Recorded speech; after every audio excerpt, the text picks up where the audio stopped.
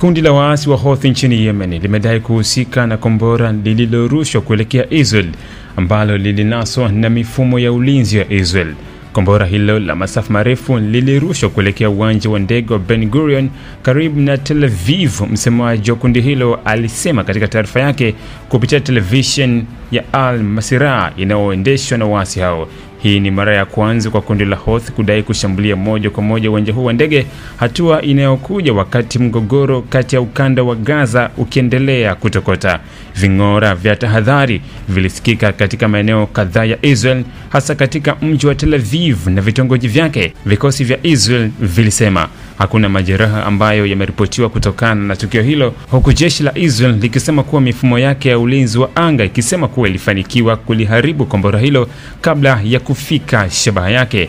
Katika hatua nyingine, mashambulizi ya anga ya Israel mapema hii leo Alhamisi yamesababisha vifo vya watu wasiopungua 10 katika ukanda wa Gaza, kwa mujibu wa wakala wa ulinzi wa raia unaendeshwa na Hamas. Wizara ya afya ya Gaza inayosimamiwa na Hamas imesema kuwa mashambulizi ya Israel ndani ya siku 2 zilizopita yamesababisha vifo vya zaidi ya watu 430. Israel imeendelea kupanua operesheni zake za ardhini huko Gaza, ikidai kuwa inalenga ngome ya Hamas na miundombinu ya kijeshi. Hii ni sehemu ya mashambulizi mapana zaidi yaliyoanza baada ya mvutano kuongezeka kati ya Israel na makundi ya wanamgambo katika eneo hilo. Mataifa mbalimbali yakiwemo Marekani na Uingereza yameelezea wasiwasi wao juu ya kuongezeka kwa ghasia, huku juhudi za kidiplomasia za kutafuta suluhisho la mgogoro huo zikiendelea kupitia Umoja wa Mataifa na mashirika mengine ya kimataifa. Clever vipi?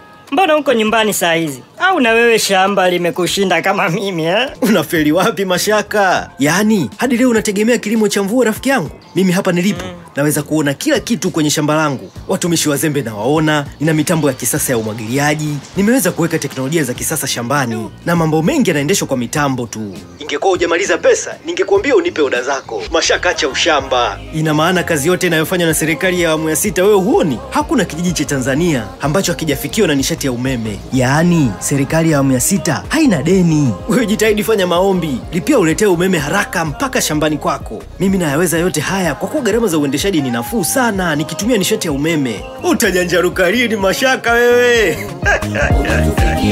Nishati ni maendeleo. Umewaka huo. Unatufikia. Tangazo hili limeletwa kwenu na wakala wa nishati vijijini REA.